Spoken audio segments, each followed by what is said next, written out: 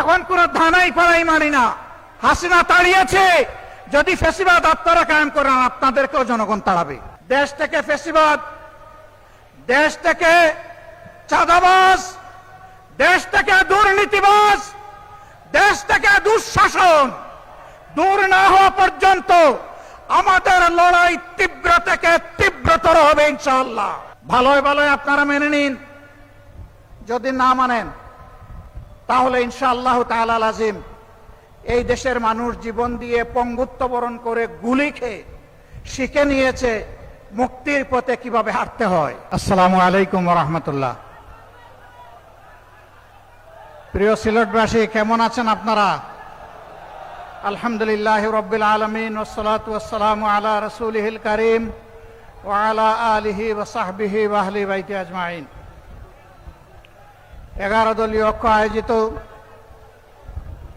সিলেট বিভাগীয় আজকের এই সমাবেশের সম্মানিত সভাপতি, রণাঙ্গনের বীর মুক্তিযোদ্ধা, এলডিপির সম্মানিত চেয়ারম্যান ডক্টর কর্নেল অলি আহমদ বীর বিক্রম, আজকের সভায় উপস্থিত সম্মানিত বিশেষ অতিথিবৃন্দ, শীর্ষ নেতৃবৃন্দ, প্রিয় সিলেটবাসী, সাংবাদিক বন্ধুগণ, নামাজের সময় আসন্ন, এই জন্য সংক্ষেপে কয়েকটি কথা বলে আমি সম্মানিত সভাপতির জন্য সময় ছেড়ে দিতে চাই। আপনারা সিলেটের মানুষ, মুক্তিযুদ্ধে জেনারেল উসমানী মুক্তিযোদ্ধাদের নেতৃত্ব দিয়েছিলেন। সেই সিলেটের কিছু ন্যায্য দাবি যুগ যুগ ধরে ঝুলে আছে, বাস্তবায়ন হচ্ছে না। একটা প্রবাসী বহুল এলাকা হিসাবে নামে মাত্র একটা আন্তর্জাতিক বিমানবন্দর আছে, এখনো তা পূর্ণাঙ্গতা পায়নি। আজকের এই সমাবেশ থেকে দাবি করছি, অবিলম্বে সিলেট এমএজি উসমানী বিমানবন্দরকে আন্তর্জাতিক বিমানবন্দরে পরিণত করুন।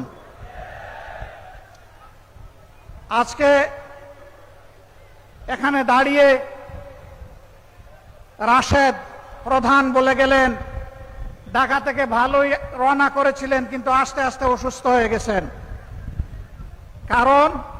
কারণ সিলেটের রাস্তা, এই রাস্তাটা দীর্ঘদিন ধরে নাড়াচাড়া হচ্ছে, কিন্তু তার কুল কিনারা হচ্ছে না।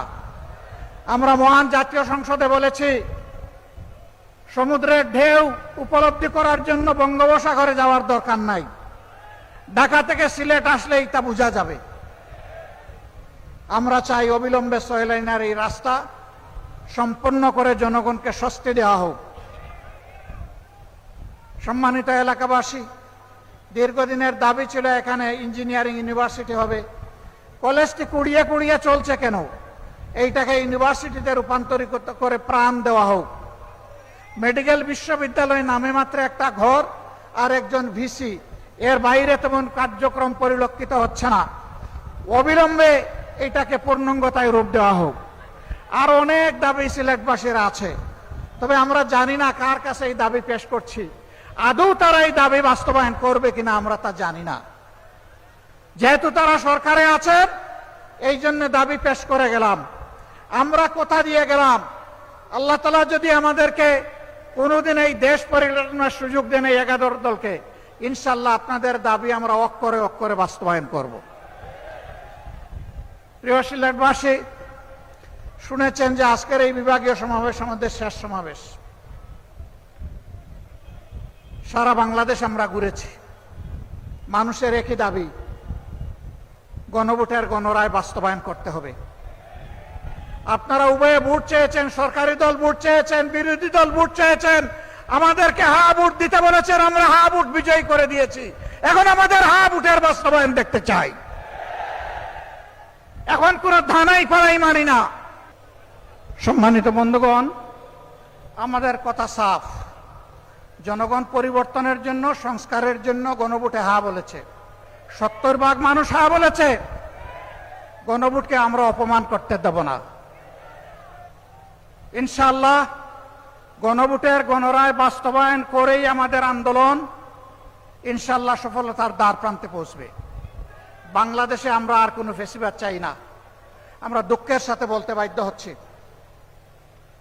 তারাও মজলুম ছিলেন, এখন যারা সরকার গঠন করেছেন, কিন্তু তারা ভুলে গেছেন সেই ফেসিবাদী আওয়ামী লীগের পথ ধরেই তারা হাঁটা শুরু করেছেন। সমাজের সব ক্ষেত্রে তারা বেপরোয়া নির্লজ্জ দলীয়করণ করে দুর্নীতিকে তারা জাতীয়করণ করতে যাচ্ছেন। আমরা মানব না, আমরা মানব না। হাসিনা তাড়িয়েছে, যদি ফেসিবাদ আপনারা কায়েম করেন আপনাদেরকেও জনগণ তাড়াবে, আপনাদেরকেও ছেড়ে জনগণ কথা বলবে না। ভালোই ভালোই আপনারা মেনে নিন, যদি না মানেন তাহলে ইনশাআল্লাহ তাআলা লাজিম এই দেশের মানুষ জীবন দিয়ে পঙ্গুত্ব বরণ করে গুলি খেয়ে শিখে নিয়েছে মুক্তির পথে কিভাবে হাঁটতে হয়। আমরা আমাদের শহীদদের সাথে বেঈমানি করব না, জুলাই যোদ্ধাদের সাথে বেঈমানি করব না, 18 কোটি মানুষের সাথে বেঈমানি করব না।